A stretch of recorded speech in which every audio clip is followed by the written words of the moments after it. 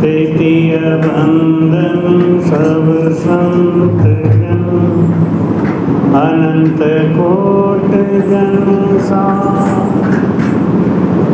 जाके पद रज परसता हंस उतर जाए। भक्ति भक्त भगवंत गुरु चतुर नाम जिनके पद वंदन किया नाशक। अनंत से दरियाव जी महाराज ने सतगुरु सुखराम जी महाराज, सतगुरु युक्तिराम जी महाराज, परम दयाल सतगुरु स्वामी जी श्री कुशालदास, सतगुरु स्वामी माधवदास जी महाराज, सतगुरु निकाराम जी, संत श्री ज्ञानेश्वरी बाई जी महाराज, गुरुदेव आप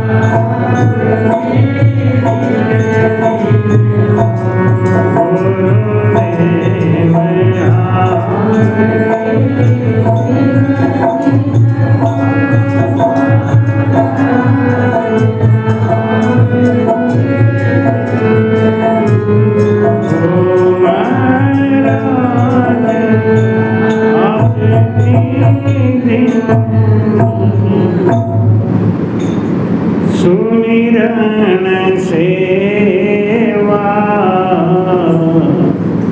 प्रीति प्रतीति,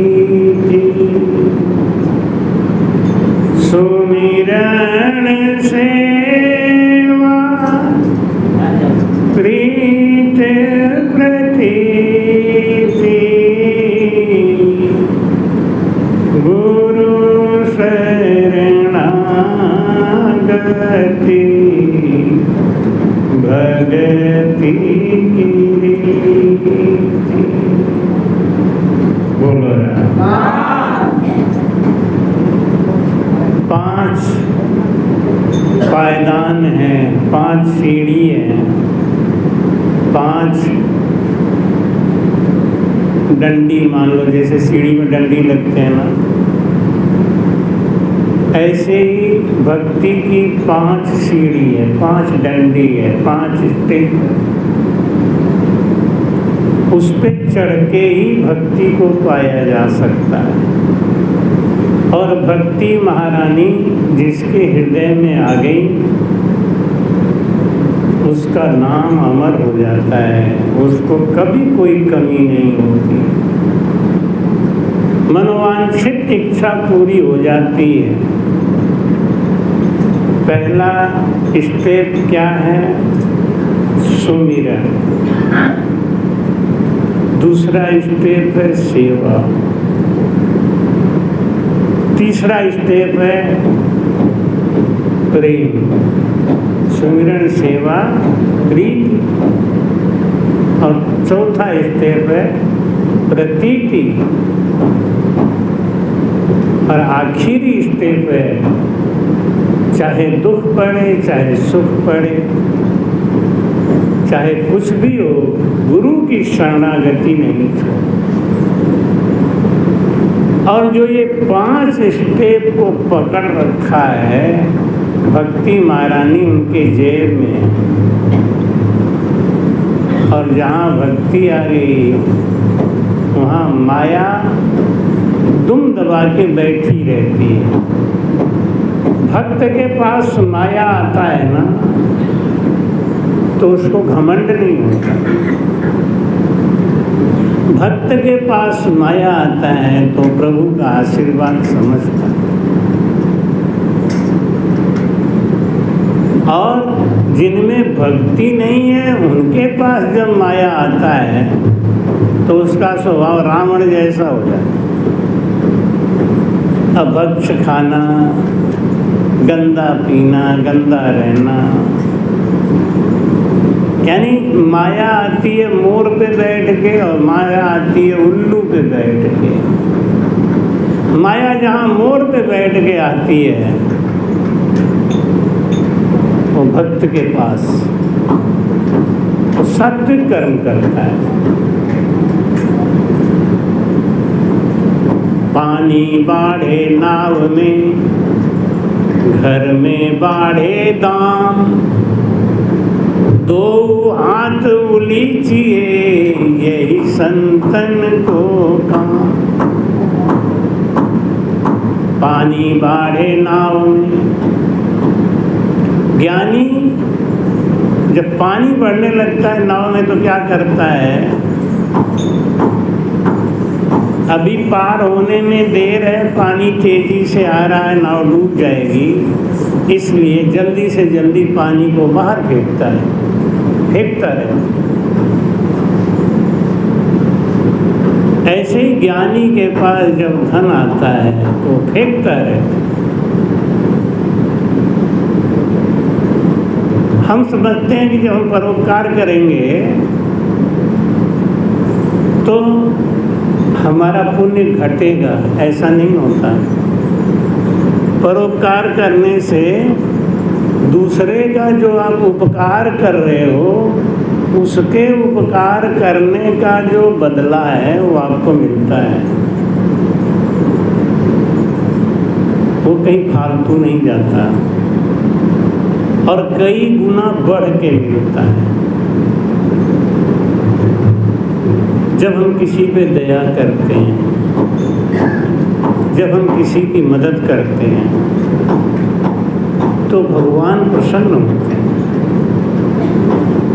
कि देखो ये जीव है अपने कर्म की वजह से दुख पा रहा था, लेकिन धन्य है इनको जो इनके दुख में सहायता देके इन्हें पार कर रहे हैं।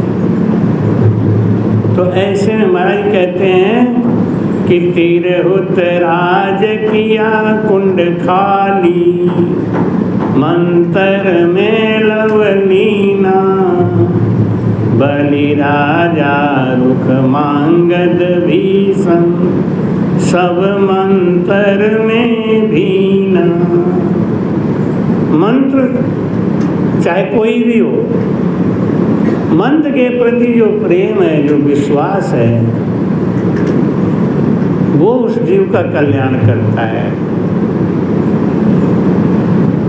गुरु चाहे कैसा भी है, उसके शब्द में प्रेम रखने से हमारा कल्याण होता है। थोड़ा ध्यान रखना पड़ेगा, कल्याण होता है, मोक्ष नहीं होता, परम मोक्ष नहीं। कभी कभी आप सुनते होंगे कि गुरु का शब्द रटन करो,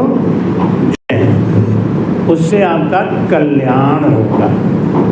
अंतर है ना, कल्याण होगा, आप स्वर्ग में जाओगे, आप मोक्ष में जाओगे, आप परम मोक्ष में जाओगे। अब परम मोक्ष में कौन जाएगा? सब विद हद के माहिरे मोक्ष भजन विद।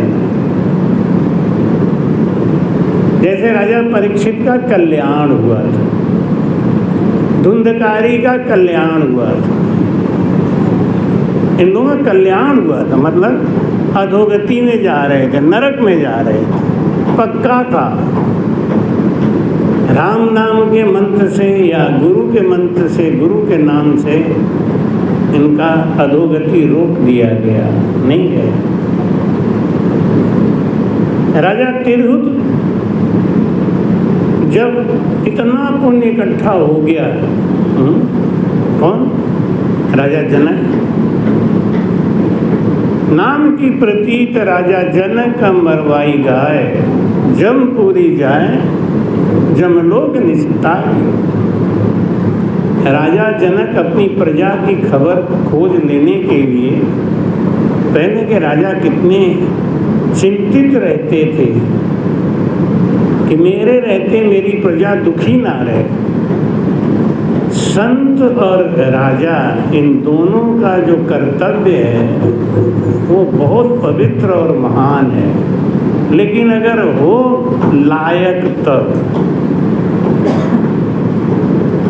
जैसे आजकल हमारे मोदी जी हैं, योगी जी हैं, वो जनता की सेवा के लिए तनाव में ग्रस्त है और जिनकी सेवा करना चाहते हैं वो उनकी सेवा लेने के लिए ही तैयार नहीं। मुझे बहुत करके सोचता हूँ इनके जीवन को धन्य है। हम लोगों को जरा सा टेंशन हो जाता है, नींद नहीं आती है, बीपी हाई हो जाता है, शुगर हो जाता है, क्या टेंशन है। इनको कितना टेंशन है।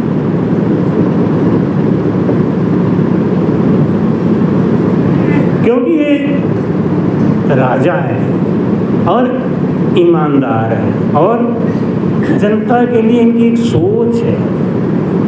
अगर यही दूसरों की तरह होते ना, जो 70 साल तक मलाई रबड़ी खा खा के मौज करते रहे, ऐसे ये भी रहते ना तो आज ये भी मज़ा मार रहे होते। लेकिन हमारी जनता का क्या होता, हम कहाँ जाए। आज अगर थोड़ा बहुत बचे हुए हो ना तो बस इसीलिए नहीं देख रहे बांग्लादेश का क्या हालत है। आपका राजा कर्मठ है, जिसके राज में आप सुरक्षित हो थोड़ा सा। राजा जनक घूम घूम के पता करते थे हमारी कोई प्रजा दुखी तो नहीं है। एक दिन वो सुबह आ रहे थे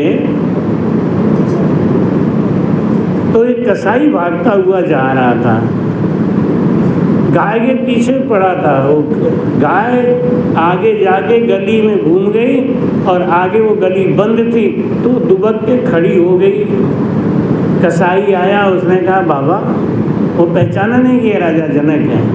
बाबा, हमारी गाय इधर को गई, आपने देखा? वो समझ गए कि इनकी गाय है, छुटा के गई है, तो इशारा कर दिए, बोले नहीं, इशारा कर दिए। नाम की प्रतीक राजा जनक मरवाई गाय, मरवाई थोड़ी, इशारा कर दिया ये भी समझ के कि इनका गाय है। सोच अच्छी थी। कसाई गया, वो गाय को पकड़ के लाया और काट दिया। इसका पाप राजा जनक को भी लगा। इसीलिए कहते हैं ना कि दान पुण्य करो तो सोच समझ के करो।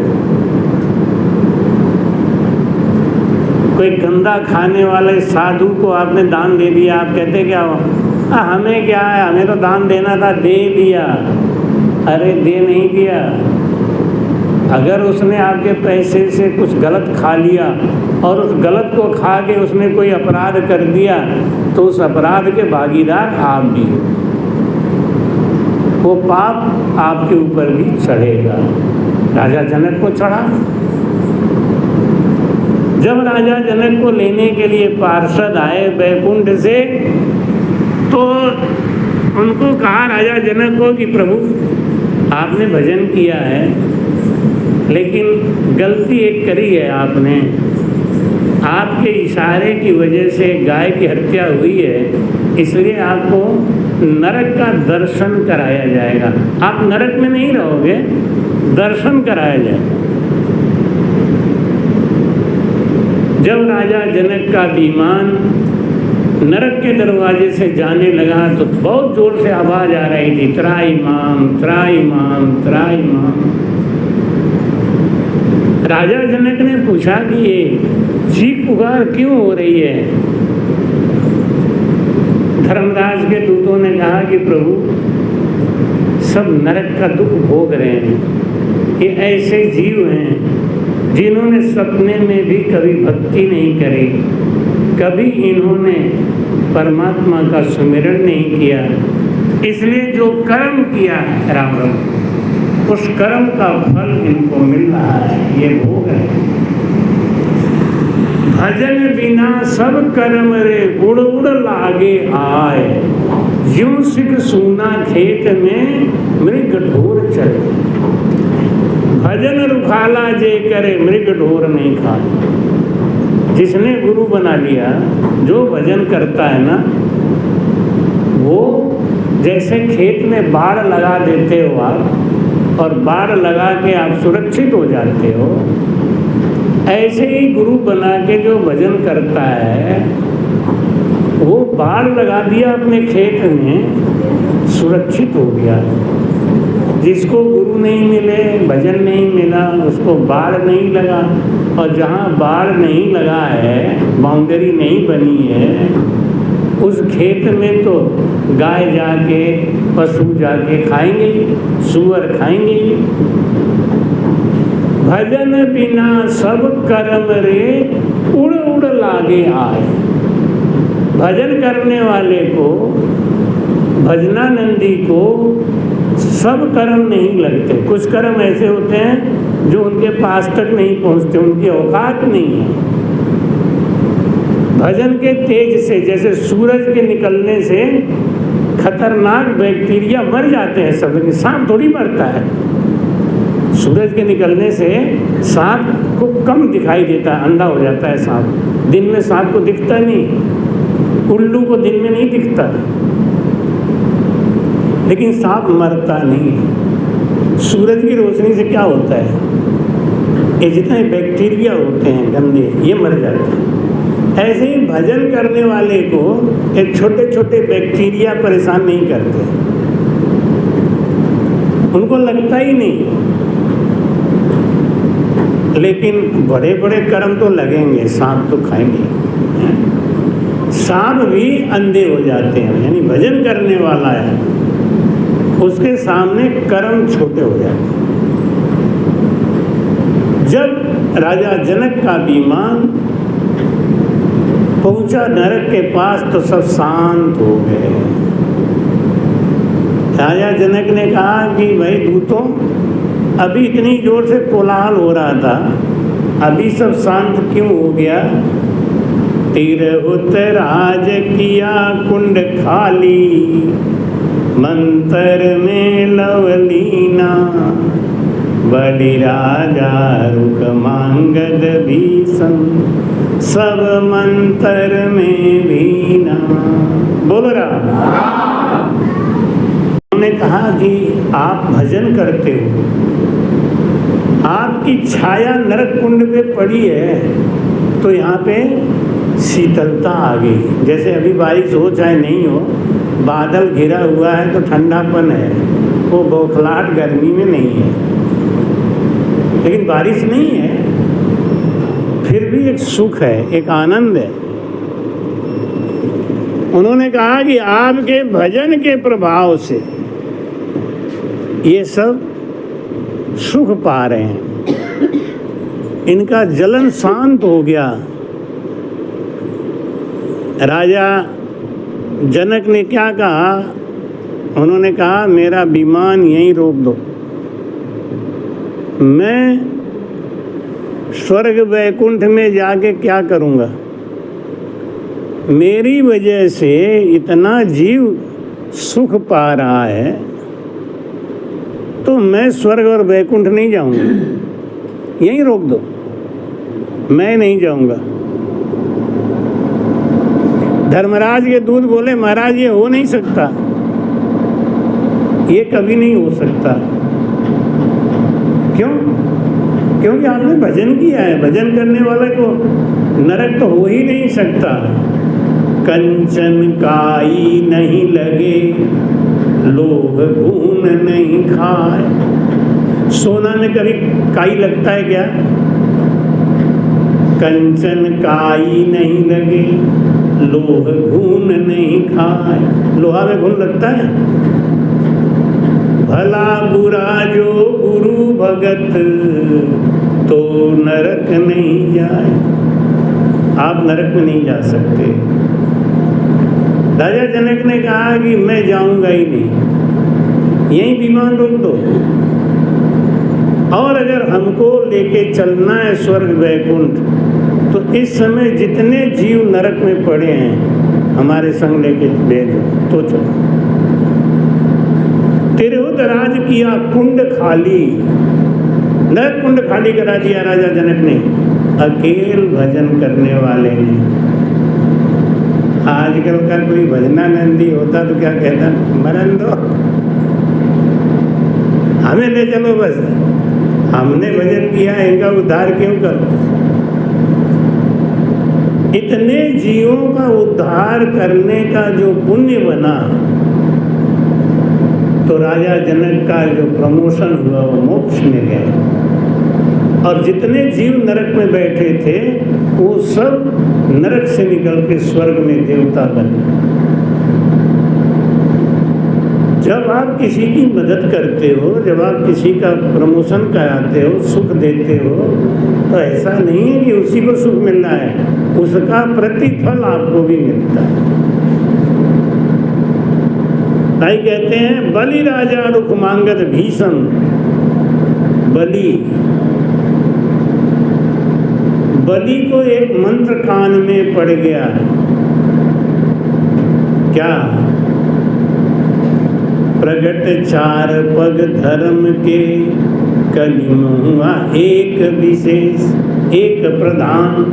प्रगट चार पग धर्म के, कलिमुआ एक प्रधान। एन केन विधि दीने, दान करई कल्याण। दान करई कल्याण। ये बात राजा बलि के कान में घुस गया। राजा बलि बहुत बड़ा जुआरी था, बहुत बड़ा जुआरी था। पाप का जड़ है जुआ। हम सोचते हैं कि इसमें तो कुछ है ही नहीं, किसी की हत्या है नहीं, किसी का दुख है नहीं, लेकिन सब अवगुणों का जड़ है जुआ। जुआरी से बड़ा पाप कोई कर नहीं सकता। चलो हम तो भजन खूब करते हैं, हम तो गुरुजी की खूब सेवा करते हैं, हम तो ये करते हैं, लेकिन वही कौन सा पिक्चर आया था, शोले, कौन सा, जो कभी कभी पी भी लेता है, हैं? क्योंकि जुआ एक ऐसी चीज है जहाँ से सारे अवगुणों के रास्ते खुलते हैं, यही से। और बलि केवल जुआ ही खेलता था, और कोई पाप नहीं था उसके अंदर। पहले हमारे रिंकू भी खेलते थे, बाद में इनको समझा दें हमारे, हम खेलते नहीं खिलाते हैं, हमके तो डबल पाप करते हुए थे। अब तो यार पक्के चेला हो गए, अब तो कोई बात नहीं।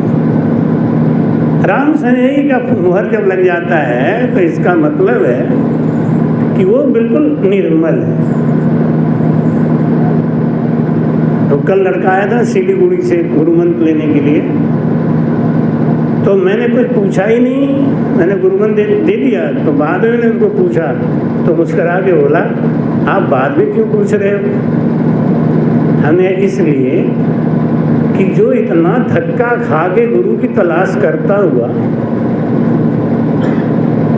वो रामचौकी भी गया, गिराई, रेण भी गया, फिर उसकी एक तरफ लगी थी कि गुरु तो अनुभवदास को ही बनाना है। और पता निकालते निकालते निकालते कहाँ सिलीगुड़ी और कहाँ कटका, परसों आया था शाम को, कल ही आया था, आज गया सुबह। हाँ देखो मुझे तो भूल गया। तो उसने कहा कि आप अब क्यों पूछ रहे हो, आपने तो गुरुमंत्र दे दिया। मैंने बेटा मैं भी पक्का खिलाड़ी हूँ, कच्चा नहीं। जो आदमी इतना परेशान होकर गुरु तलाश रहा है वो कपटी होगा, झूठा होगा, इसलिए नहीं पूछा। फिर मैंने यही पूछा, हमने कहा शुद्ध हो ना? बिल्कुल महाराज जी कुछ नहीं। 2-3 साल से एक ही तड़प लगी रहती, आप कब मिलोगे? आपका यूट्यूब पे कोई नंबर आता नहीं है, कांटेक्ट नंबर आता नहीं है, एड्रेस आता नहीं है। मैं जानबूझ के नहीं देता हूँ ना, नहीं तो फिर इतनी खड़िया पलटन आ जाएगी सब के सब कि हम का कम है, कि हम का कम है। और ये जितने बेविचारी हैं ना सब आगे गुरुमंत्र ले लेंगे, फिर बाद में हमारी नैया डुबो देंगे। राम से नहीं बनने के बाद अगर आप गलत काम करते हो तो उसका 10वां हिस्सा गुरु को पाप लगता है। अगर आप पाप करते हो तो आप अपने गुरु को भी समेट रहे हो, ये समझ लो। चोरी से करो चाहे खुल के करो चाहे कैसे भी करो, लेकिन आपको गुरु का दोष तो लगना ही है। क्यों? जब आप खुद ही करते हो, जब आप भजन करते हो तो गुरु को 10वां हिस्सा मिलता है। आप 1 घंटा भजन करते हो, गुरु को 6 मिनट भजन मिलता है। हम ऐसे ही थोड़ी बैठे नहीं। जितने शिष्य हैं हमारे वो अगर भजन करते हैं 2-2 घंटा, आपने ध्यान दिया होगा गया जी के सत्संग में अक्षय तृतीया के दिन सब लोगों ने रुपए का दान किया, कोई कुछ दान किया, कोई कुछ दान किया, लेकिन हमारे कम से कम 150 शिष्य ऐसे थे जिन्होंने अपने भजन का दान किया। महाराज आज के बाद आधा घंटा भजन हम आपके लिए करेंगे, तो बताओ हैं हमें कोई कमी लगी है क्या? अगर हमारे 150 शिष्य आधा घंटा हमारे लिए भजन करते हैं तो 75 ले तो माता जी ने सवाल पूछा, एक जुआ कोई शराब तो है नहीं है? ये अभी मैं आप शायद उधर थी नहीं सुनी, जुआ से रास्ता खुलता है। जुआ एक ऐसी जगह है, चौराहा है, ये मीठा जहर है। देखने में लगता है मैंने कोई पाप किया नहीं, मैंने अपना ही तो गंवाया, किसी का तो लिया नहीं, किसी को दुख नहीं दिया, ऐसा सोचते हैं ना, अपने पैसे से खेल रहा हूँ। लेकिन ये नहीं समझ रहे कि रास्ता यहीं से खुल रहा है, इसके आगे विनाश, इसके आगे आप जब ज़्यादा हार जाओगे तो लगाना पड़ेगा, नहीं पियोगे तो गम कहाँ भुलाओगे? कौरव पांडव में तो हुआ था, कौरव पांडव में पांडव के अंदर कौन सा हुकुम था? जुआ से सब बर्बाद, सत्यवादी थे, जुआ ने ही बर्बाद किया। सत्यवादी थे, कोई कमी नहीं थी। ये देखने में ऐसा लगता है, क्यों शराब देखने में लगता है बुरा है, वैसे शराबी भी एक बात तो कहता ही है कि तुम्हारे घर का थोड़ी पी रहे हैं, अपने घर का पी रहे हैं, नाली में हम लौट रहे हैं, तुम्हें क्या फर्क पड़ रहा है? तो बलि जो था वो जुआ खेलने जाता था, उसको एक साखी कान में पड़ गई।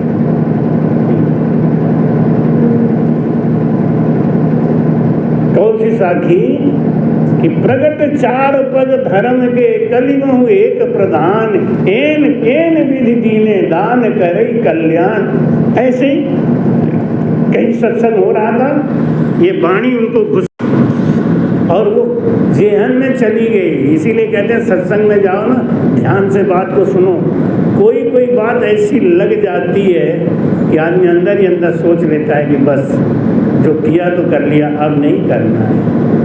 वो बलि के कान में घुस गई बात, और वो एक बहुत कीमती हार जुए में जीत गया। और जीत गया तो बड़ा खुशी खुशी भागा आ रहा था कि ये हार मैं अपनी प्रेमिका को, वेश्याबाई को दूंगा तो खुश हो जाएगी। वो खुश हो के फिर हमारी बन जाएगी। इस लोभ और लालच में जल्दी जल्दी भाग रहा था, अचानक ठोकर लगा, पीछे को गिरा। यहाँ इसको बोलते हैं छोटा मगज। ये छोटा मगज में अगर चोट लग जाए तो आदमी बचेगा नहीं, मर जाए। और इसी के बल गिरा, चोट लगी, खून बहने लगा। वो समझ गया अब मैं बचूंगा नहीं, क्या करूं, इस माले का क्या करूं। अचानक उस संत की बात दिमाग में आ गई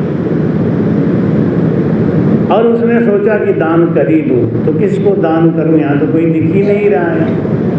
पास में शिव मंदिर था, शंकर भगवान के ऊपर जाके उसने वो माला चढ़ा दिया और कहा महाराज ये मैं आपको दान कर रहा हूँ, इसके बदले में जो बने हमको देना जरूर।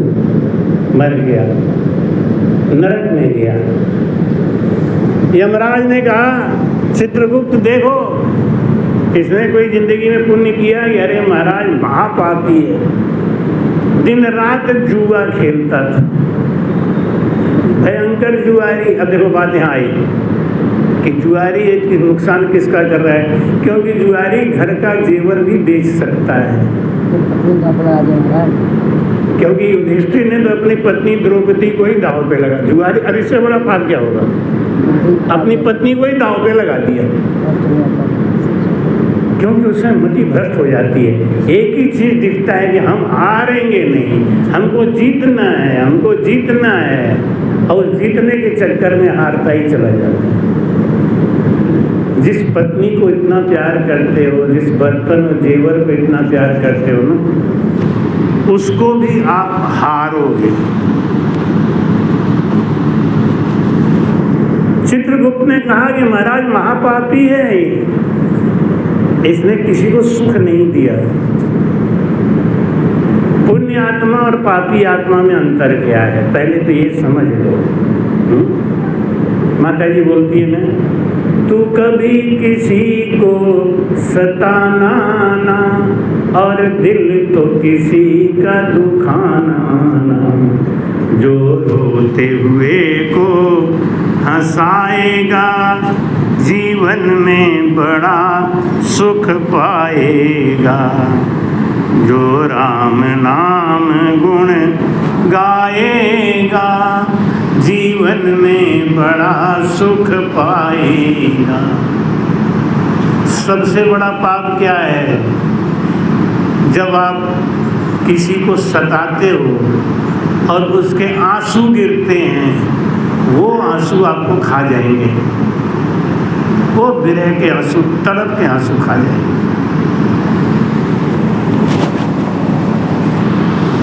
यमराज ने कहा कि इसको 27 कल्प तक 27 नरकों में डाल दो। जब दूत उनको पकड़ के घसीटने लगे, देखो इसने केवल जुआई तो खेला था और क्या। राजा बलि के जीवन का इतिहास देखो, कहीं किसी का हत्या नहीं किया, कभी शराब नहीं किया, कभी किसी को दुख नहीं दिया। एक वेश्या से लगा हुआ था और उस वेश्या के खुश करने के लिए जुआ खेलता था। अब जुआ के लिए अगर किसी को दुख हो रहा है तो होता रहे। चोरी जुआरी करता है, पहला रास्ता चोरी। दूसरा झूठ, बात बात में झूठ बोलेगा। हाँ? ये झूठ, कपट, चोरी, ये सब जड़ किसका है, जुआ का। ये नहीं हो तो क्यों आएगा। अब ये बलि, राजा, रुक्मांगद, भीषम सब भुरकी का बीना।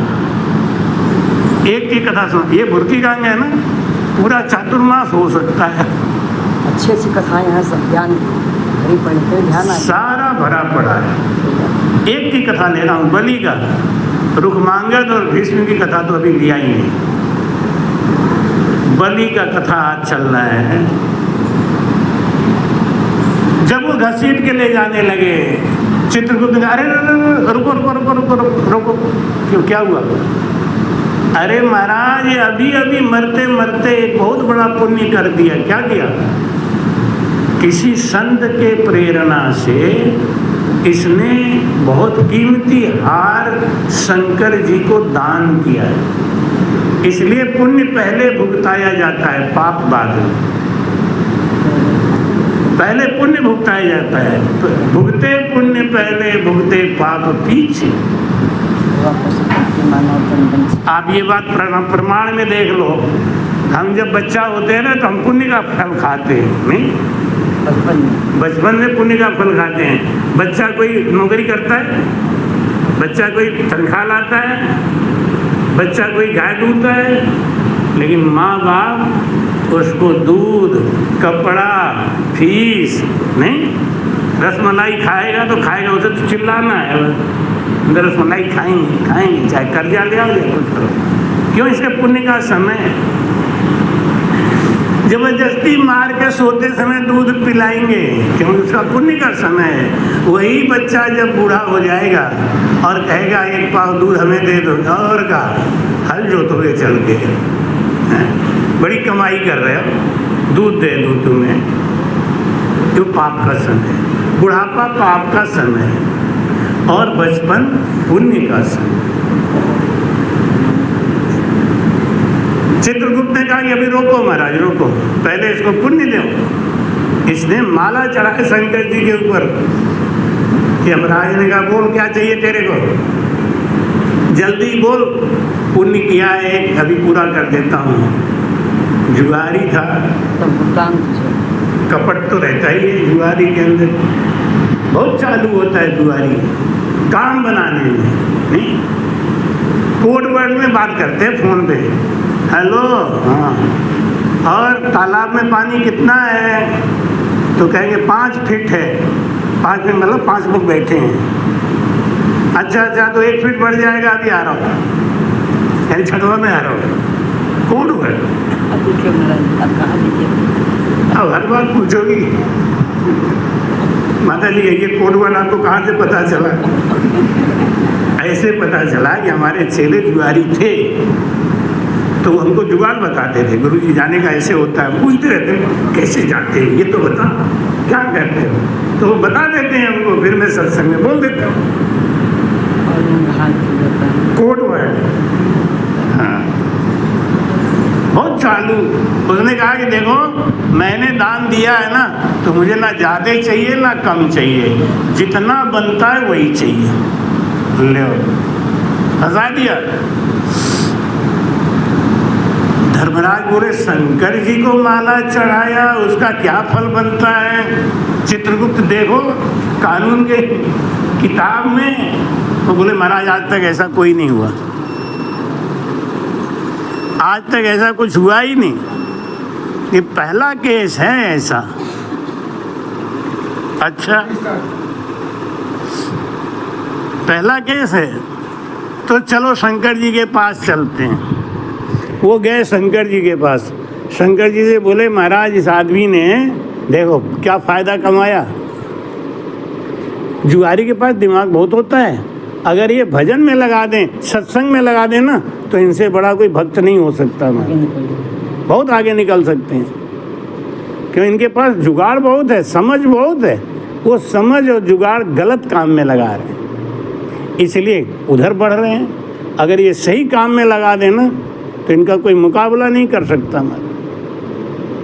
इनसे अच्छा कोई इंसान नहीं हो सकता संसार।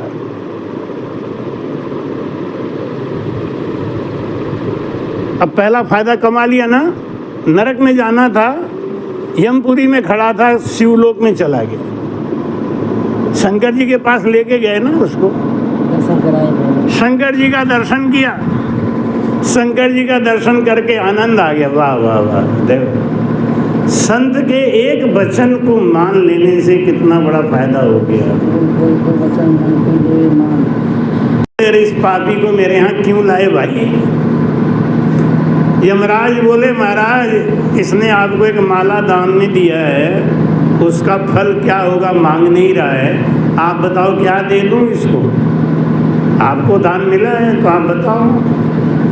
शंकर जी ने कहा बोल तेरे को क्या चाहिए, मैं देता हूँ। वो बोला ज़्यादा नहीं चाहिए, जो बनता है वही दो। शंकर जी ने कहा क्या दूँ भाई, अब मेरे हाथ में तो बहुत कुछ है, एक काम करो 2 मिनट के लिए इसको इंद्रासन दे दो, इंद्रासन का सुख दे दो 2 मिनट के लिए। अब देखो क्या फायदा कमाया। क्यों कमाया? क्यों कमाया? क्योंकि सतगुरु के वचन को माना। अगर माना नहीं होता तो कुछ नहीं होता। जुआ खेलने की वजह से थोड़ी उसको सिंहासन मिल रहा था, संत के वचन मानने से मिल रहा था। जब इंद्रासन पे उनका इंद्राभिषेक होने लगा तो सब संतों को बुलाया गया। नारद जी भी आए। नारद जी मुस्कुराने लगे देख के। तो कोई छोटे आदमी को बड़ा पद मिले तो लगता है कि हमारे ऊपर व्यंग से हंस रहे हैं। तो बलि बोला, हंस क्यों रहे हो? भीख मांगने से नहीं मिला है, दान किया है, दान। नारद जी बोले, तो अब क्यों चूक रहे हो? एक बार दान किया, इंद्रासन मिल गया, तो अब क्यों चूक रहे हो? आगे बढ़ो। एक संत ने वहाँ ज्ञान दिया था, एक संत यहाँ ज्ञान दे रहे। बलि बोला, समझ गया। तेज था ना दिमाग का। उसने गुरु बृहस्पति को बुला के कहा, गुरु जी ये इंद्रासन किसका है? तुम्हारा है भाई। जैसे ये मकान किसका है? तुम्हारा है भाई। लेकिन इसमें सत्संग करवा के और इसका आनंद लेके ये जो फल मिल रहा है वो किसका है? तुम्हारा ही है भाई। नहीं? अच्छा नहीं करते तो क्या हो जाता? तो तुम्हारा ही है भाई, और क्या। मतलब आपके हाथ में जो सत्ता है, जो पावर है, उसका सदुपयोग करो, दुरुपयोग मत करो। बृहस्पति भगवान को बुला के बोले, गुरुजी ये इंद्रासन किसका है? कि तुम्हारा है। मैं जो चाहूँ कर सकता हूँ? कि हाँ कर सकते हो। तो इधर आओ, ये संकल्प लो। क्या? अभी इसी समय इस इंद्रासन का सुख, अब 2 मिनट की बात नहीं है ना, चाहे 2 मिनट हो चाहे 1 मिनट हो, है ना। इस इंद्रासन का सुख मैं आपको दान करता। अब यमराज कांपने लगा, हे भगवान, ये बाबा नाम बवाल, जिसकी जिंदगी में बाबा आ जाए बवाल कर देता। एक बाबा ने इसको सिखा दिया जुआरी को, नहीं 27 कल्प तक रहता नरक में पड़ा हुआ, अपना कोई टेंशन ही नहीं था। अब पीछे पीछे यमराज घूम रहे हैं, वो दान पे दान फेंकता चला जा रहा है। भागे भागे यमराज गए शंकर जी के पास। शंकर जी ने कहा, अब क्या समस्या हो गई? समस्या ये हो गई महाराज, वो तो इंद्रासन पे बैठा ही नहीं। क्यों? 2 मिनट का ही सही सुख तो है, ले लेता। तो बोले महाराज उसने इंद्रासन का ही दान कर दिया। शंकर जी घबराए, अब क्या हो? इंद्रासन का दान कर दिया? आज तक इतना बड़ा दान तो किसी ने किया ही नहीं। जाओ विष्णु जी से पूछो भाई। नहीं मैं तोल सकता। वो आए विष्णु जी के पास। विष्णु जी के वो बताए सारी बात। प्रमोशन देखो कहाँ से कहाँ हुआ। नरक लोक में गया था, शिवलोक में गया, वैकुंठ में आ गया। विष्णु जी के सामने खड़ा हो गया। विष्णु जी ने कहा, ये पापी कहाँ से लेके चले आ रहे हो? मैं महाराज पापी नहीं है, इसने इतना बड़ा दान किया है जो आज तक कोई नहीं कर सका। क्या किया है? इसको शंकर जी ने आशीर्वाद दिया कि इंद्रासन का सुख दे दो। ये तो बड़ा चालू निकला कि 2 मिनट का सुख लेके ही क्या करेंगे, दान कर दिया। अब क्या करें?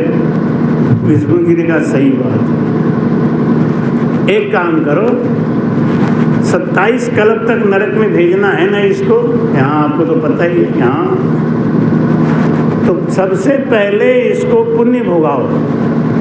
हमारा सबसे प्रिय भगत है प्रहलाद। प्रहलाद का पुत्र है विरोचन।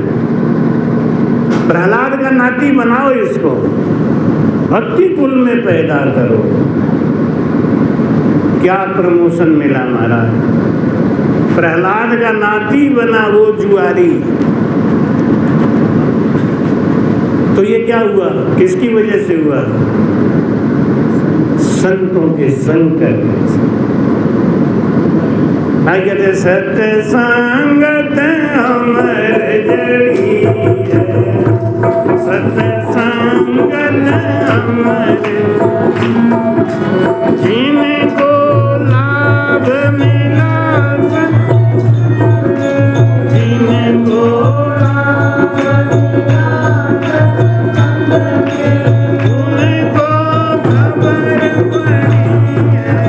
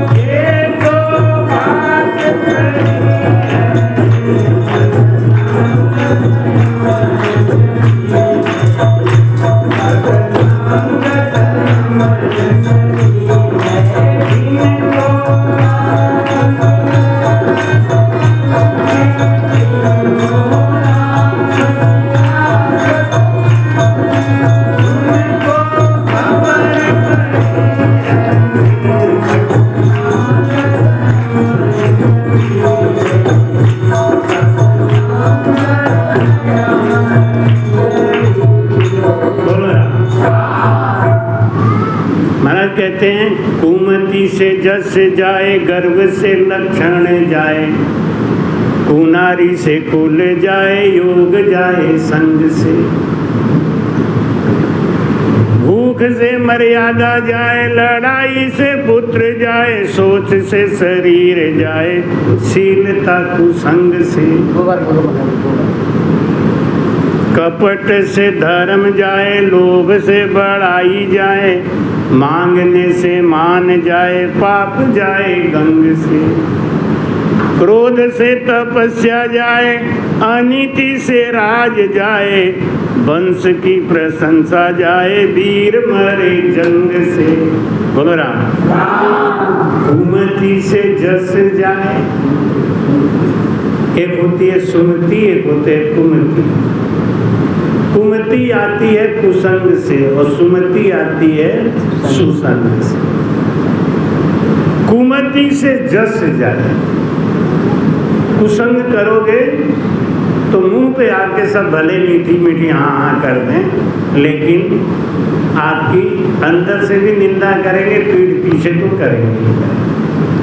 कुमति से जस जाए, गर्व से लक्षण जाए, घमंड करने से आपके अंदर चाहे कितना भी लक्षण हो वो सब नष्ट हो जाता है।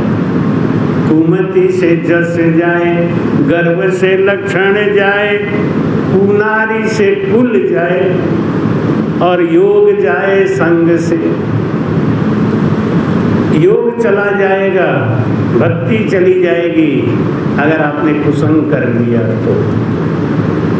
घर में कुलक्षणी नारी आ गई तो वंश की मर्यादा चली गई। कुलक्षणी किसको कहते हैं? जिसको आप कह सकते हैं किसी और जाति की स्त्री हो और किसी और जाति का पुरुष हो, जिसको वर्णशंकर बोलते हैं, वो कुल का नाश करता है। लोग कहते हैं पितृदोष लगा है, पितृदोष कुछ नहीं होता। पितृदोष तो अपने कर्म से लगता है। कुनारी से जस जाए, पहले के जमाने में शादियां होती थी तो गरीब से गरीब घर के लड़कियों से शादी कर लेते थे लोग, लेकिन अगर वंश अच्छा होता, ननिहाल में भी कोई खोट ना हो तब, घर की तो बात छोड़ो, ननिहाल में भी कोई खोट होता था तो लोग शादियां नहीं करते थे। अब खोट है तो बना रहे नोट होना चाहिए। अब खोट की कोई चिंता नहीं करता, नोट की चिंता करता है। नोट है तो खोट चलेगा। लेकिन ऐसी कन्या जब घर में आएगी तो आपका वंश अच्छा नहीं चलेगा, आपके वंश में भक्त पैदा नहीं होगा। और जब भक्त पैदा नहीं होगा तो बुजुर्ग जब मरेंगे तो उनका तर्पण कौन करेगा, श्राद्ध कौन करेगा? और जब तर्पण श्राद्ध नहीं होगा तो वो पितृलोक तो आपको आशीर्वाद देने से रहे। फिर वो क्या करें, पंडित जी हाँ तुम्हें पितृदोष लगा है, थोड़ा कोई उपाय कर दो। तो पंडित जी भी कहते हैं 11,000 ले आओ, फिर देखते हैं। दूर तो कुछ होना नहीं, उन्हें पता है कि जड़ तो घर में बैठा हुआ है। गंदगी घर में है तो रूम फ्रेशनर से क्या होगा? गंदगी घर में है तो रूम फ्रेशनर डालने से क्या होगा? भाई कहते योग जाए संग से, भूख से मर्यादा जाए, लड़ाई से पुत्र जाए। लड़ाई करने से वंश का नाश होता ही है। लड़ाई से पुत्र जाए और भूख से मर्यादा जाए। अगर भूखा आदमी है तो मर्यादा का ध्यान नहीं रखता। कितना भी निकृष्ट कर्म करवा लो, लेकिन पेट भरने के लिए रोटी दे। भूख से मर्यादा जाए, लड़ाई से पुत्र जाए, सोच से शरीर जाए। चिंता करने से शरीर में रोग लग जाता है, भूख लग जाता है। सोच से शरीर जाए, शीलता कुसंग से। कर कुसंग चाहे कुशल, तुलसी बड़ा अफसोस। महिमा घटी समुद्र की, रावण बसा। करी कुसंग चाहे कुशल, कुसंग में रह के कुशल चाहते हो, ये तो बहुत बड़ी बात है, हो ही नहीं सकता। शीलता नष्ट हो जाती है कुसंग से। आपके संग कोई टीवी सिनेमा देखने वाला हो और आप उसके घर पहुंच जाओ तो क्या कहेगा? रुको रुको रुको, तुम्हें एक बहुत अच्छी चीज दिखाते हैं, ये देखो ये देखो। कुसंग से शीलता चली जाती है, आपके आंख की शीलता चली जाएगी। महाराज कहते हैं कपट से धर्म जाए। कपट करने से धर्म चला जाता है। कोई गलती हो जाए ना तो गुरु के सामने जाके स्वीकार करो और स्वीकार करके बता दो कि अब आगे से नहीं करेंगे। ईसाई लोगों में एक नियम है, वहाँ एक कन्फेसस रूम बना होता है। कोई भी पाप अपराध करके लोग वहाँ जाते हैं, ईसाई लोग घंटा बजाते हैं, पादरी आके उस तरफ बैठ जाता है। वो देखता नहीं कि इधर कौन है, बस पूछता है कि क्या कहना है। तो कहता है कि पादरी जी, फादर मैंने ये पाप किया है, मैंने ये पाप किया है और मैं आपके सामने स्वीकार करता हूँ। तो फादर कहते हैं अब आगे से तो नहीं करेगा ना? कि नहीं करेंगे। तो जाओ, तुम्हारे ये पाप की सजा माफ। तो मान लेते हैं माफ हो गया। आज भी है, अभी भी है यही नियम। पहले के ज़माने में ऋषि मुनि से लिखो, पहले के ज़माने में ऋषि मुनि लिख के देते थे। आज के ज़माने में अब तो कहीं नहीं, ये नियम ईसाइयों में है। कन्फेसस रूम में जाके वो अपना स्वीकार करते हैं और वो कह देते हैं जाओ माफ हो जाए। महाराज कहते कपट से धर्म जाए, लोभ से बढ़ाई जाए। लोभी आदमी की कभी महिमा नहीं होती, ये पक्का समझो। त्यागी की महिमा होती। आपके जीवन में त्याग आएगा तो आपकी महिमा अपने आप हो जाएगी। लोग अपने आप कहेंगे धन्य है ये, इन्होंने इतना त्याग किया, इतने में इतना त्याग किया। अपना पेट हाहू और नगीनू काहू, अपने ही दे दो, ऐसे आदमी की महिमा नहीं होती। लोभ से बढ़ाई जाए, मांगने से मान जाए और पाप जाए गंग से। छोटा मोटा पाप होता है, गंगा नहाने से पार हो जाता है। क्रोध से तपस्या जाए। आपने तप किया, भजन किया ना, आपने गुस्सा किया, क्रोध किया तो आपका तप नष्ट हो जाएगा। इसलिए क्रोध नहीं करना चाहिए। क्रोध क्यों करते हैं? लोभ में, लालच में, घमंड में, अहंकार में। तो महाराज कहते हैं क्रोध से तपस्या जाए, अनीति से राज जाए। मानो या नहीं मानो, तीसरी बार प्रधानमंत्री मोदी जी क्यों बन गए? क्योंकि नीति पे चलते, बोलते हैं जो वही करते हैं। यहाँ तो चुनाव आएगा तो त्रिपुल लगा लेंगे, मंदिर में घुस जाएंगे, घंटा बजा जाएंगे, शंख बजा देंगे, और जब देखा हार रहे हैं तो गालियाँ भी देना चालू कर देंगे। इसीलिए राजपाट नहीं मिल रहा है। अनीति से राज जाए, अनीति करोगे तो राज तो जाएगा ही जाएगा। नीति पे चलोगे तो आदमी आपकी कीमत करेगा। वंश की प्रशंसा जाए, वीर मरे जंग से। लड़ाई कभी नहीं करनी चाहिए, लड़ाई से हमेशा नुकसान ही है,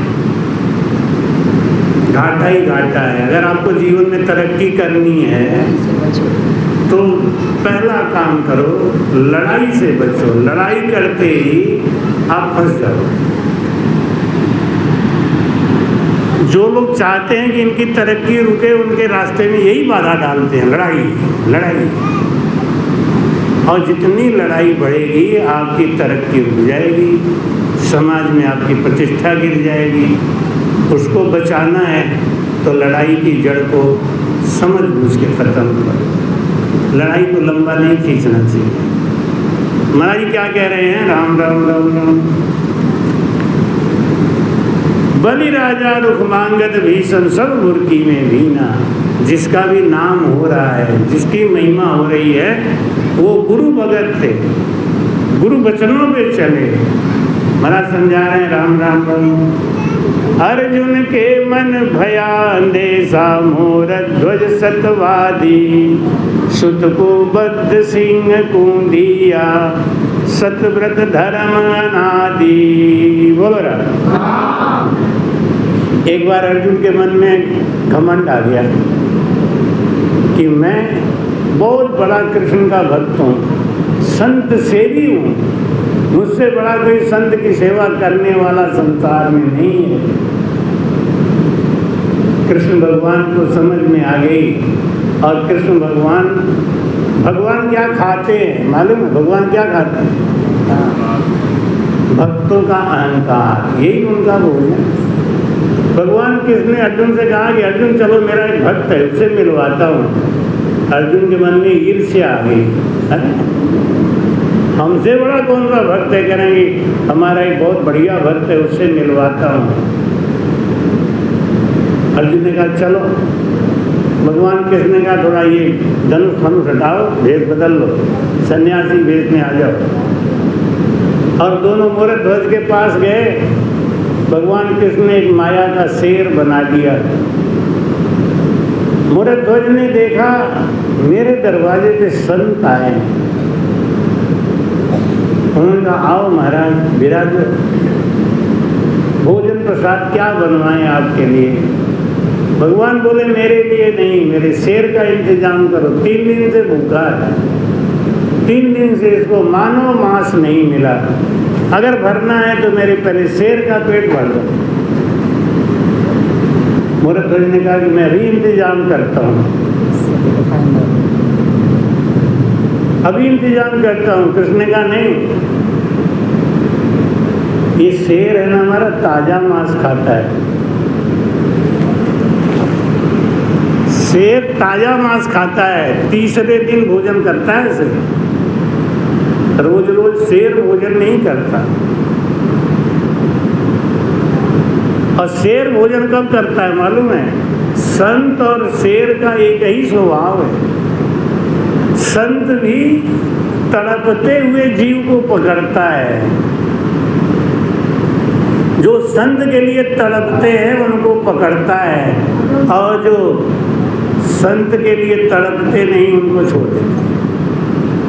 शेर भी तभी तक भोजन करता है, तभी तक मांस को चूसता है, खून पीता है शेर, तभी तक जब तक वो जीव तड़पड़ तड़पड़ तड़पड़ तड़पड़ तड़पड़ करता है। जीव का तड़पन बंद हुआ, शेर छोड़ देता है। वो कौन खाता है? चीता, सियार, कुत्ता, बाकी मांस शेर नहीं खाता। इतने देर के अंदर ही शेर अपना पेट भर लेता है और फिर जाके गुफा में मस्त 3 दिन सोता है। अभक्ष खाना कोई खिलवाड़ थोड़ी है। आजकल तो लोग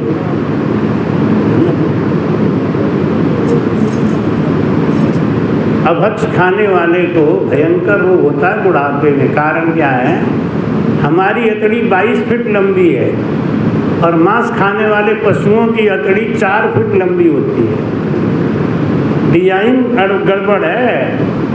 हमारे अतड़ी में 18 घंटे तक भोजन घूमता है, 18 घंटे के बाद बाहर निकलता है। अभक्ष खाने वाले पशुओं का जो भोजन है 4 घंटे में पचता है, निकल जाता है। 4 फीट की तो अतड़ी है, उतने देर में घूमा बाहर निकल गया। अब आप सोचो, जो आदमी अभक्ष खाता है पशुओं जैसा, उसका क्या हाल होगा।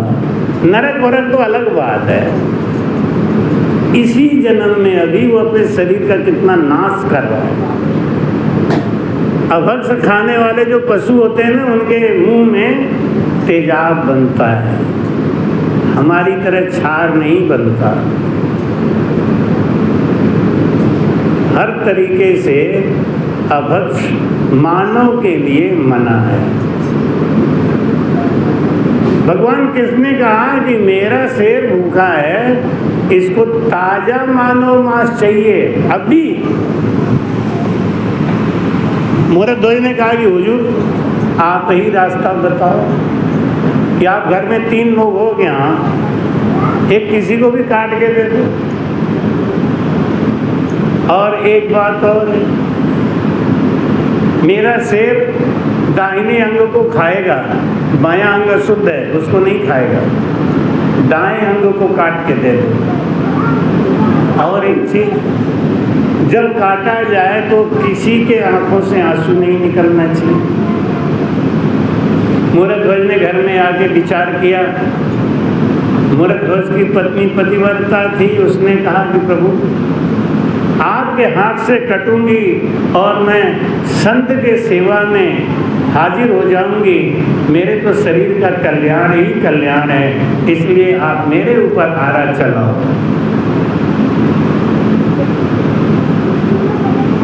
पुत्र बोला, माता जी आप अगर चली गई तो हमारे पिताजी अधूरे हो जाएंगे, राजपाट नहीं चला पाएंगे, ना मेरी शादी हुई है, ना अभी मेरी कोई ज़रूरत है, इसलिए मेरे ऊपर आरा चलाओ।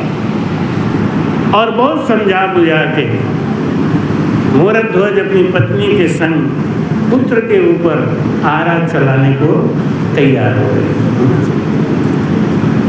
आज कहते हैं ना, सतगुरु से प्रेम लगाना क्या सतगुरु से प्रेम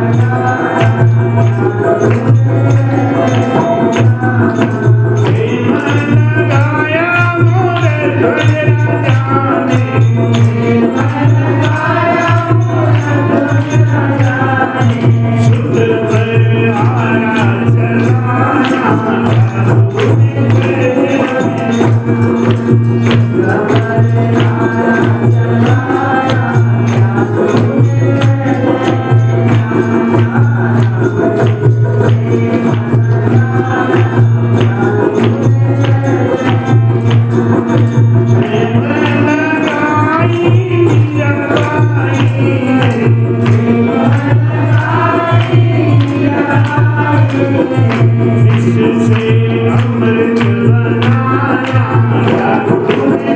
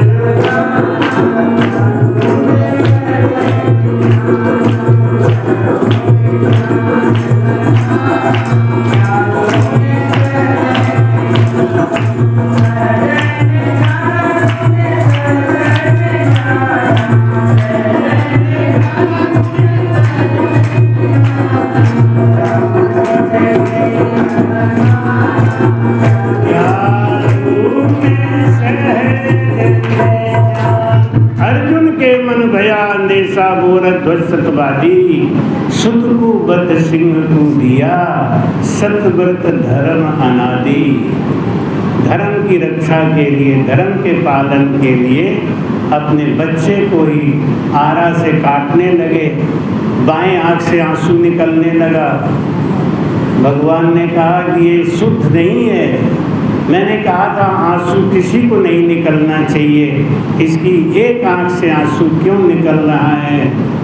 लड़का मुस्कुरा के बोला, दुख से नहीं रो रहा हूँ प्रभु, इसलिए रो रहा हूँ कि मेरा दाहिना अंग कितना भाग्यशाली है जो आपकी सेवा में लगेगा, लेकिन ये बायां अंग कितना अभागा है, इसको फेंक दिया जाएगा, इसके लिए रो रहा हूँ। जैसे ही आरा चलाना शुरू किया, भगवान कृष्ण चतुर्भुज रूप धारण करके बोले, बस तेरी यही परीक्षा थी, मैंने यही देखना था।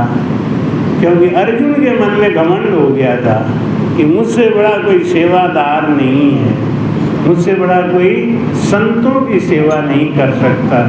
महाराज कहते पांडव 5 द्रौपदी रानी उग्रसेन से राजा, कुंभी पाग कियो सब खाली ये बुर्की का खाजा। बुर्की तजी भूप दुर्योधन ब्राह्मण पंडिता वर्णी, नृप तज कृष्ण विदुर घर जीम्या यूं बुर्की बस कर। दुर्योधन को बड़ा घमंड था अपने राजपाट का, लेकिन भक्ति नहीं थी तो भगवान कृष्ण ने उसके घर का भोजन स्वीकार नहीं किया। राम जी भक्ता के बस भाई, जाति वरण कुल रीझे नाही, नारी जे चतुराई, राम जी भक्ता के बस भाई। शिवरी जात की ओछी होती, झूठा बेर ले आई, प्रीत करण उनका फल पाया, तीनों लोक बढ़ाई, राम जी भक्ता के बस भाई। राम जी किसके बस में है? भक्त के। दुर्योधन ने कहा कि प्रभु आप दूत बन के आए हैं, लेकिन आपकी शर्त हमको मंजूर नहीं है, बिना लड़ाई के मैं एक सुई के नोक के बराबर जमीन नहीं दूंगा। प्रभु ने कहा इतना बड़ा तुम्हारा राज्य है, 5 गांव दे दो, प्रयागराज, अयोध्या, काशी, मथुरा, 5 गांव मांगे, यही दे दो, वो लोग आराम से रह लेंगे। दुर्योधन बोला सुई का नोक नहीं दूंगा, बिना युद्ध के लड़े, विनाश काले विपरीत बुद्धि। भगवान किसने कहा तो कोई बात नहीं, जब युद्ध होना ही है तो मैं चलता हूँ। अरे ऐसे कैसे जाएंगे, आप द्वारिका से आए हैं, भोजन करिए। 56 प्रकार का भोजन तैयार हुआ है, इतना बड़ा स्वागत किया था केसर का, गुलाल का, कि पूरा हस्तिनापुर की सड़कें कीचड़ बन गई, केसर की कीचड़, इतना बड़ा स्वागत किया था।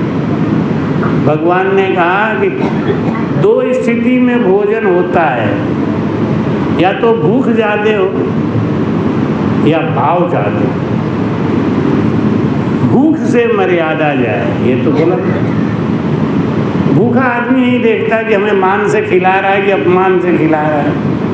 रोटी दो बस पेट भरना है। भूख मर्यादा को नहीं देखती।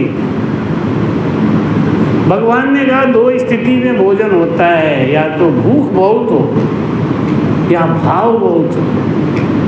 खूब खाए हो आप चकाचक, तुरंत खा के उठे हो, लेकिन अगर कोई भाव से प्रेम से कहता है एक तो लेना ही पड़ेगा महाराज। आके रोने नहीं लगी, हाँ? फिर ले आके रोने नहीं लगी, गरम तो नहीं खाता, चीनी में नहीं खाता, डावर में हाँ, रोने लगी आके बैठ। मैं खीर में चीनी मैंने छोड़ रखा है, मैं चीनी खाता ही नहीं हूँ। तो एक बाई जी खीर लेके आए, हमने कहा कि खाना तो बहुत बढ़िया लेके आई हो, मैं सब खा लेता हूँ, खीर हटाओ। खीर नहीं, ये महाराज खीर तो खाना ही पड़ेगा। हमें भाई मैं नहीं खाता हूँ। अब मैंने एक दो बार थोड़ा सा हल्का सा टाइट होके बोल दिया, रोने लगी। अरे जब वो रोने लगी तो मेरा मन ले आ, जो पाप दोष लगेगा हमको लगेगा तेरे में, क्या खाता हूँ, खींच गए।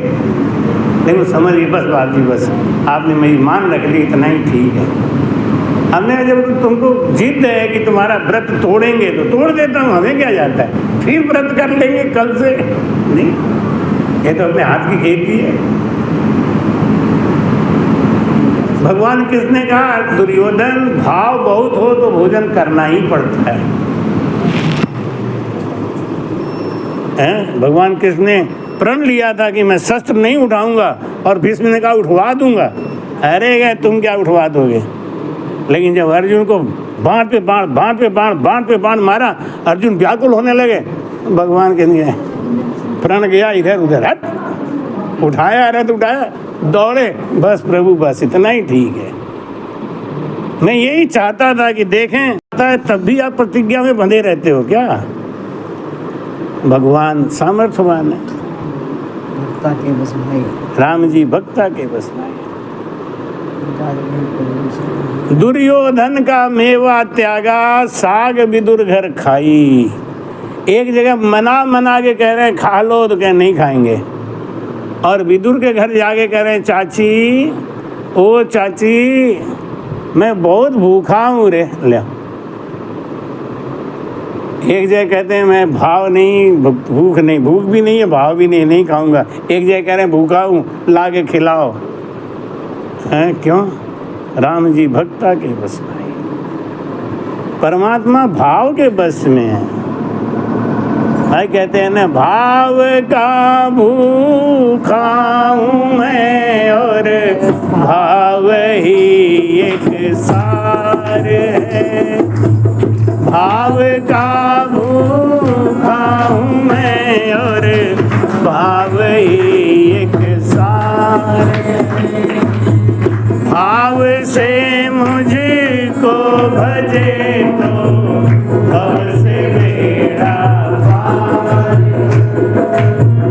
भाव से मुझको भजे तो भव से बेड़ा पार। भाव का भूखा हूँ मैं और भाव ही एक सार है। भाव से मुझको भजे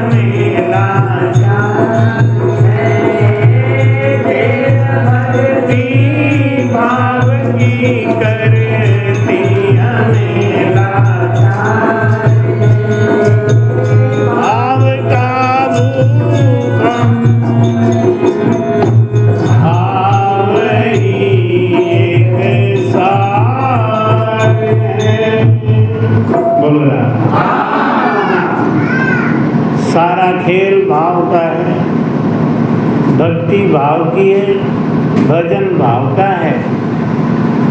संग बिना तो भाव नहीं, भाव बिना नहीं प्रीत, और प्रीत बिना सुख राम कहे नहीं भजन को जीव। संगत के बगैर भाव नहीं बनता, संग बिना तो भाव नहीं। अगर आप सत्संग में नहीं जाओगे, संत से नहीं मिलोगे, तो आपका भाव नहीं बनेगा, और भाव नहीं बनेगा तो भक्ति नहीं होगी, प्रीति नहीं होगी, और प्रीति नहीं होगी तो भजन नहीं होगा। ये सब एक दूसरे से जुड़े हुए हैं। भगवान कृष्ण जाके विदुरानी से कहा, चाची मुझे भूखा है, मैं भूखा हूँ, कुछ खिलाओ। और विदुरानी का भाव देखो, ये है भाव। गरुड़ छोड़ प्रभु आविया, भाव की वजह से। हाथी ने रा रा रा रा कहा, रा रा रा रा रा रा रा रा रा, भगवान भागे। और दुनिया राम राम राम राम प्रेम से गा के रोक के कहती आते ही नहीं। गए, विदुरानी भागी, वैसे ही नहा रही थी, वस्त्र भी नहीं बदला, ऐसे ही चली गई। और प्रभु का हाथ पकड़ के बोली, आओ, मैं तो तुम्हारा इंतजार कर रही थी, बैठो। आसन लगा दिया, बैठ गए। केला छील छील के खिलाने लगी। प्रेम भाव इतना ऊंचा, छिलका खिला दे, गूदा फेंक दे। और भगवान भी प्रेम से खा रहे थे, क्योंकि भगवान केला थोड़ी खा रहे थे। क्या खा रहे थे? भाव खा रहे थे, भाव। साधु भूखा भाव का, धन का भूखा नाई, और जो धन का भूखा फिरे वो तो साधु। साधु भाव का भूखा हो, भाव से इसे पूरा खरीद लो महाराज। भाव जिस जन में नहीं, उसकी मुझे चिंता नहीं। भाव वाले भक्त का भरपूर हम पे भार है। जो भाव से लगा हुआ है, भगवान उसको अपनी जिम्मेदारी समझते हैं। योगक्षेमम वहाम्यहम्, भगवान कहते हैं, जो मेरा भजन करता है, मैं उसके योग की रक्षा के लिए बाकी सब कुछ ठीक रखता हूँ। अगर आप चाहते हैं आपका परिवार ठीक रहे, आपका पति ठीक रहे, आपका घर ठीक रहे, आप भजन में लग जाओ, जोरदार भजन करो, सब कुछ छोड़ के। ये चिंता भगवान पे छोड़ो। मेरे बेटे का क्या होगा, मेरी पत्नी का क्या होगा, मेरे परिवार का क्या होगा, ये तुम देखो, हम तो भजन करें, क्योंकि आपने गारंटी दिया है। कहना तो नहीं चाहिए, लेकिन विषय आया है, न कहने से भी एक कंजूसी होती है। मेरे जन्मभूमि पे एक छोटा सा रामद्वारा बन रहा है, 1 महीने से बन रहा है, और मैं 1 महीने से चातुर्मास कर रहा हूँ। ना मैंने अपना भजन छोड़ा, ना अपनी भक्ति छोड़ी। जाता भी हूँ, 10 मिनट के लिए देख के आता हूँ, और क्या देखता हूँ कि वहाँ पे भगवान ने सब एक से एक सहायक खड़े कर रखे हैं, जो कहते हैं आप जाओ भजन करो, आप सत्संग देखो। ये प्रमाण है इस बात का, योगक्षेमम वहाम्यहम्।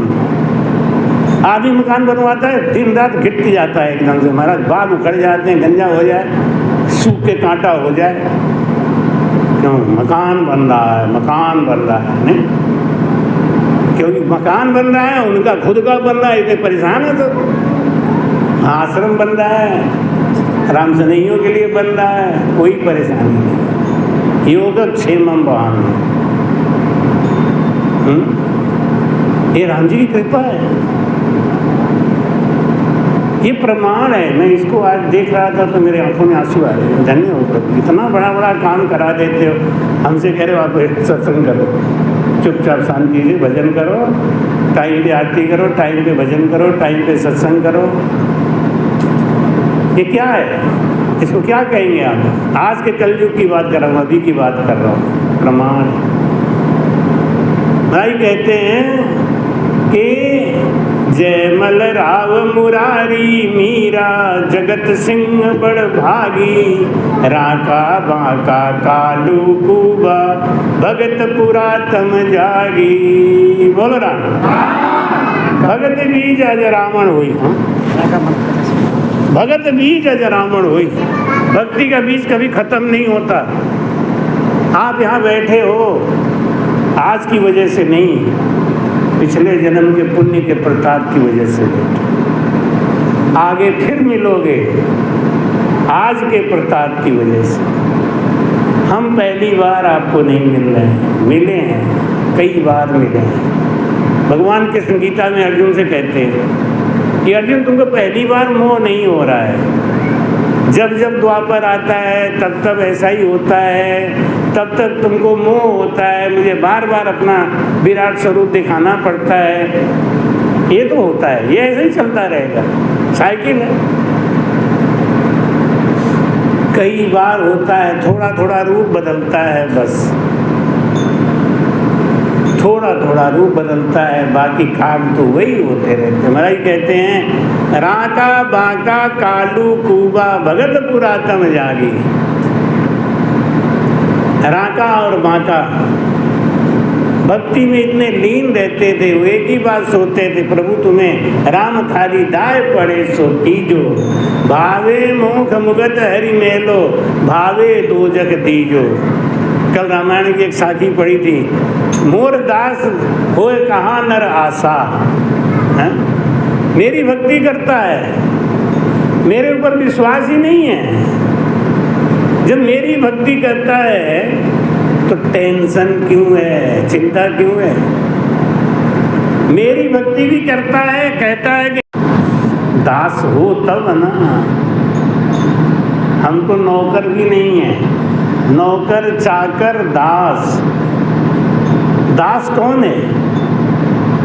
खाली गाना गाने के लिए तन मन धन सब है तेरा, स्वामी सब कुछ है तेरा।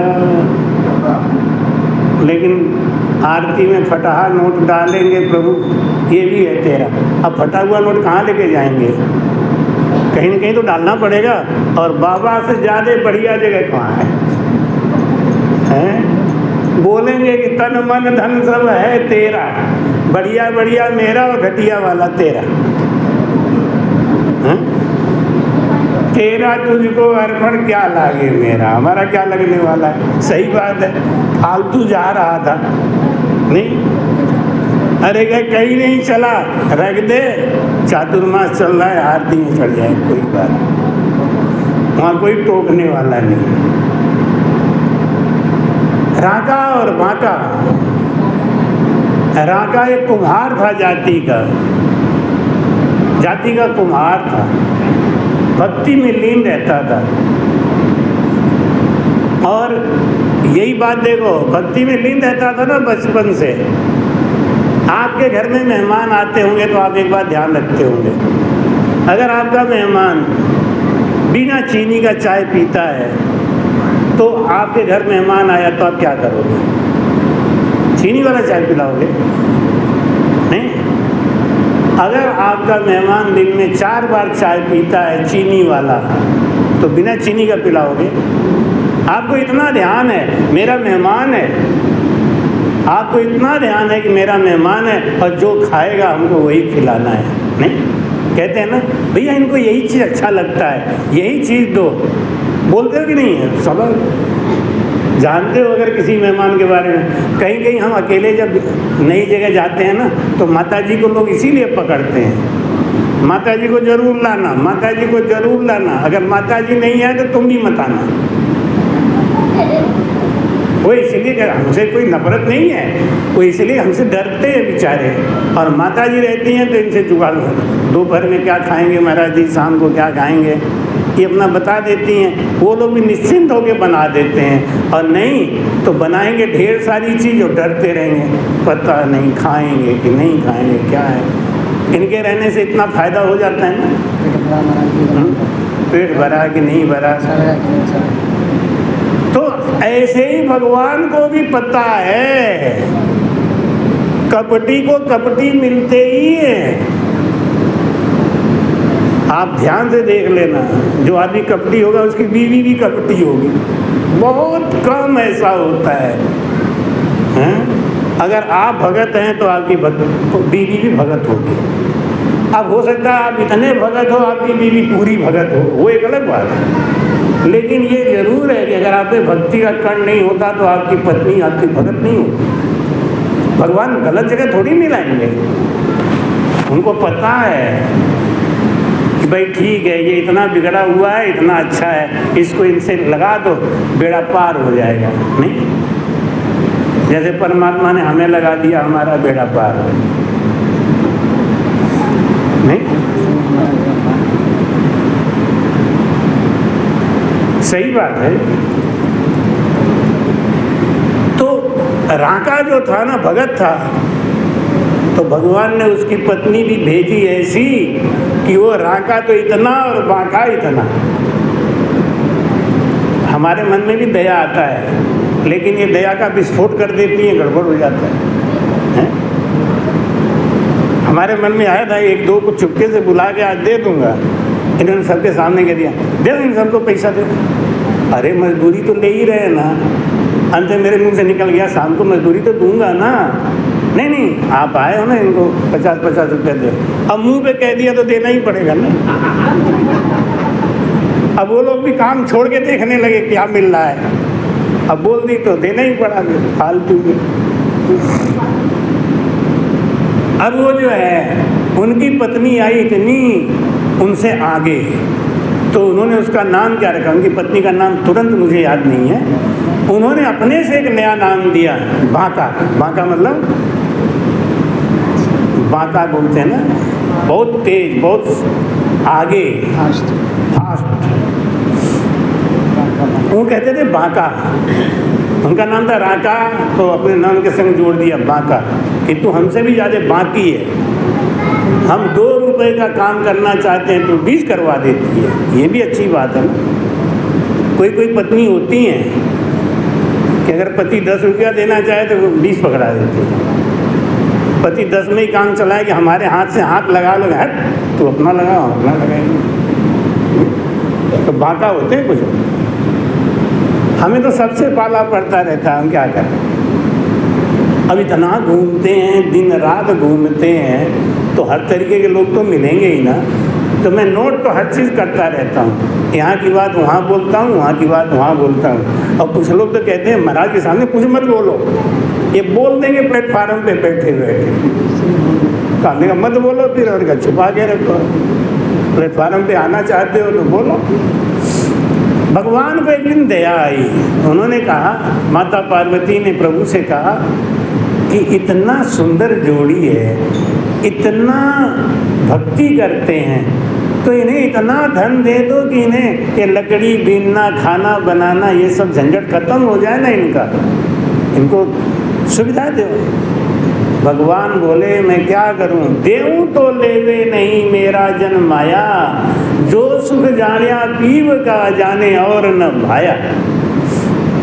रविदास जी महाराज को भगवान रोज एक असरफी देते थे सोने की, और वो ले जाके गंगा जी में फेंक देते कि महाराज हमें फंसाओ मत, हमको फंसा रहे।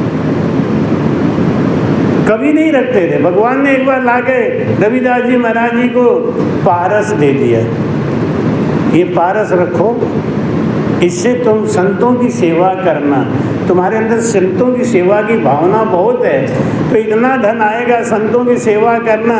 रविदास जी बोले भीख मांग के नहीं करूँगा, हमको भीख मत दे, ले जाओ अपना पारस, हम इतनी कमाई कर लेंगे कि अपना पेट भी भर लेंगे और संतों का भी पेट भर लेंगे। क्योंकि साधु संत अन्न के भूखे नहीं होते, साधु संत भाव के भूखे होते। कितने प्रेम से आप खिला रहे हो, वो वाली बात। माता ने कहा ऐसा नहीं हो सकता, दोगे तो क्यों नहीं लेंगे, कैसा चलो आज देते हैं। राका और बांका जंगल में जा रहे थे लकड़ी बीनने के लिए, लकड़ी काटते नहीं थे, लकड़ी तोड़ते नहीं थे, जो लकड़ी सूख के ज़मीन पे गिर जाती थी वही लाते थे, उसी पे खाना बनाते थे, और कच्चा पक्का जो बन गया खा के भजन करते।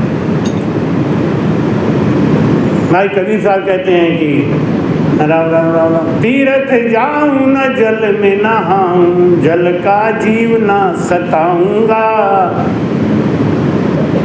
घट 68 तीर्थ मारा गुरु जी लखाया, घट भीतर ही नहाऊंगा, पाती तोड़ पत्थर नहीं पूजूं, देवी देवन ध्याऊंगा।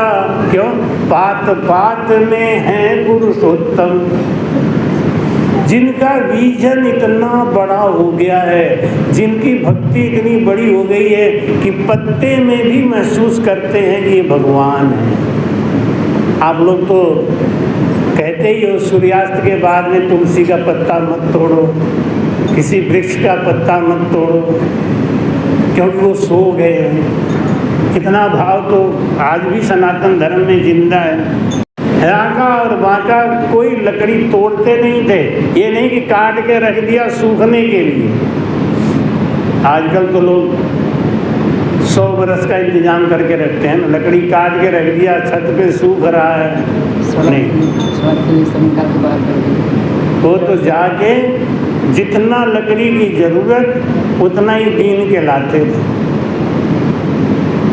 भाई कह रहे तेरे किया कुछ होवत नाही, सोच करे क्या जीव अज्ञानी, कीड़ी को कर्ण दिए मन दिए, कीड़ी को कर्ण दिए मन कुंजर देह के संग जो चिट्ठी लिखानी।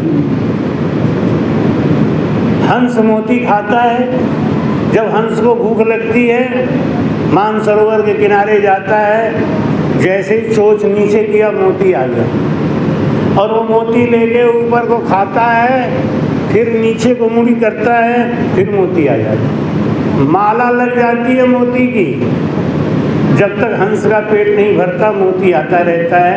हंस का पेट भर गया, भगवान को पता चल गया, मोती बंद नहीं आता। कहते हैं कि पहले झोली तो अपना फैला, पहले झोली तो अपना फैला, देने वाला है भर जाएगा, देने वाला है भर जाएगा। पहले झोली तो अपना फैला, अपना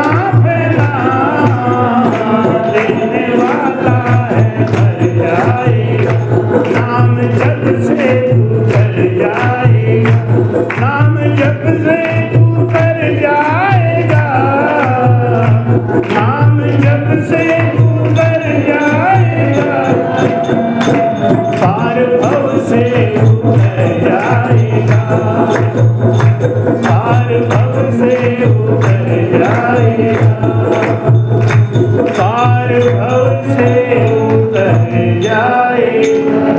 पहले विश्वास तो करो। जा रहे थे जंगल में, माता पार्वती ने बहुत बड़ा कीमती सोने हीरा से जड़ा हुआ हार रास्ते में डाल दिया, ये उठा ले जाएंगे, इनका कल्याण हो जाएगा। राका आगे आगे जा रहा था, बाका थोड़ी पीछे थी। राका ने सोचा, हे भगवान, ये इतना कीमती चीज यहाँ पड़ा हुआ है, मेरी तो कोई बात नहीं है, लेकिन पीछे बाका आ रही है, और औरतों को थोड़ा आभूषण से प्रेम होता ही है। औरतों की एक कमजोरी तो होती है, चाहे 10 तोला सोना हो, लेकिन सावन के महीने में एक आध कुंडल उंडल तो बनवा ही लेती हैं लड़ भिड़ के नया। अरे कि 10 तोला तो है कि कोई बात नहीं है, और नहीं है तो मना कर दो सीधे सीधे। अब इतना ही लड़ाई करेंगे तो बनवाना ही पड़ता है बेचारे का। राका ने सोचा कि माता पीछे आ रही है, इतना सोना देखते मन फिसल सकता है, इसलिए मट्टी डाल दिया उसके ऊपर। मट्टी जैसे डाला, बाका आ गई। उन्होंने कहा क्या हुआ कि मिट्टी कहाँ डाल रहे हो? अरे कुछ नहीं चलो। अरे अब माताओं बहनों में कुछ अवगुण विशेष कामन होते हैं, वो सब में होते हैं, चाहे वो प्रधानमंत्री हो, चाहे राष्ट्रपति हो, चाहे घर की हो। कुछ बातें बड़ी कामन होती हैं, सब नहीं बताएंगे, लेकिन विषय आया है तो एक बात बता देते हैं। अगर इनको शंका हो गया, अगर शंका हो गया इनको, तो भाई रे भाई तुम गंगा जी में डूब के कसम खा जाओ, शंका हो गया जब तक निवारण नहीं। अगर शंका हो गया तो शंका का निवारण नहीं कर सकते। अब बाका को भी शंका हो गई, क्या किया? अरे कुछ नहीं कुछ तो किया। अरे नहीं कुछ तो किया। और झट से मिट्टी हटाया, देखा सोना, तो मुस्करा के बोली मट्टी के ऊपर मट्टी डाल रहे हो? सोना भी तो मट्टी से ही बनता है, मिट्टी के ऊपर मिट्टी क्यों डाल रहे हो? अरे जिसका गिरा होगा वो खोजता हुआ आएगा, और तुमने मिट्टी से दबा दिया तो उसको मिलेगा नहीं, तो कितना दुख पाएगा। ऐसे साफ करके खुला रखो, जिससे कोई आए तो उसको मिल जाए।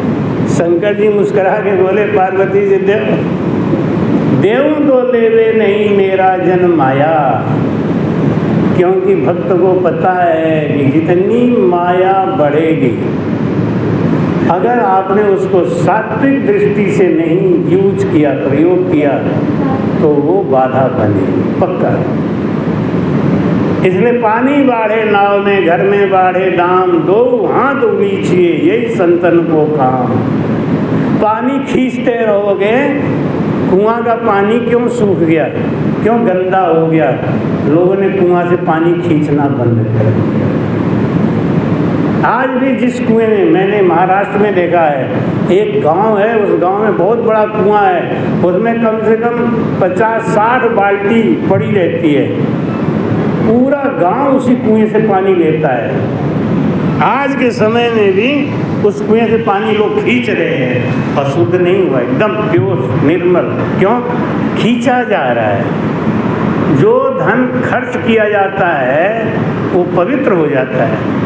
तन पवित्र गुरु सेव से, धन पवित्र कर दान, मन पवित्र होए सुमिरन से, तीनों विधि कल्याण।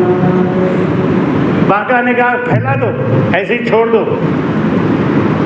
माता पार्वती ने कहा चलो और कुछ नहीं कर सकते हैं, तो जितनी सूखी लकड़ियां हैं इनको बीनने में बड़ी परेशानी होगी, हम ही बीन के गट्ठर बना देते हैं। माता पार्वती बगीचे में पहुंचने से पहले झट जितनी सूखी लकड़ियां थी उनका गट्ठर बना के रख दिया, ये उठा के ले जाएंगे।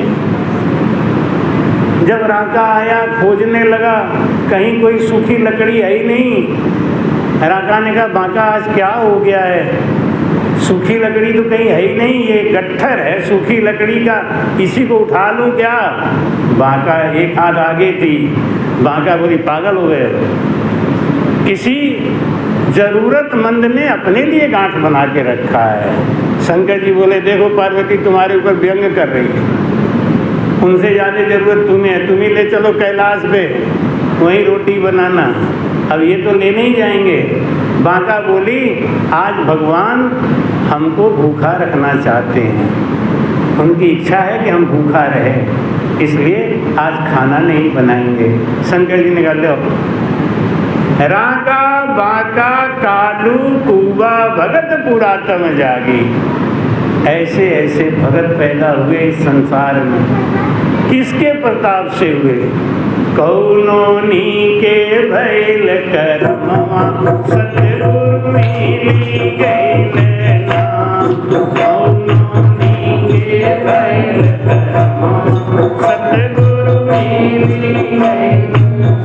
माटी का पिंजरा बोले राम करके दिया, सतगुरु मिली गई ना।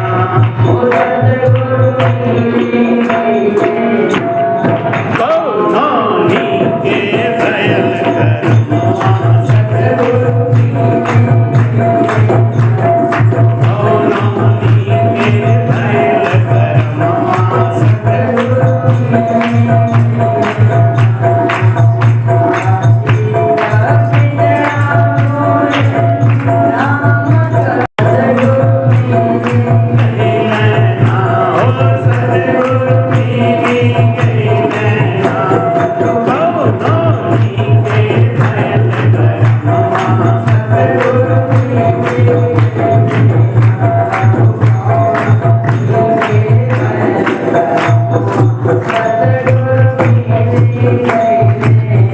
माई बाप भैया सब मिलनी बाने केहू छुड़ावे।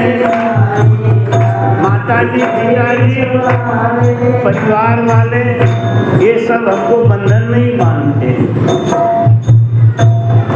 कोई छुड़ाने वाला नहीं है, कोई भक्ति का मार्ग बताने वाला नहीं है। माई बाप भैया सब मिलनी बाने केहू छुड़ावे नहीं। ओ केहू छुड़ावे नहीं। सतगुरु भगरी कन्हैया आपन बनाई। सतगुरु भगरी कन्हैया आपन बनाई।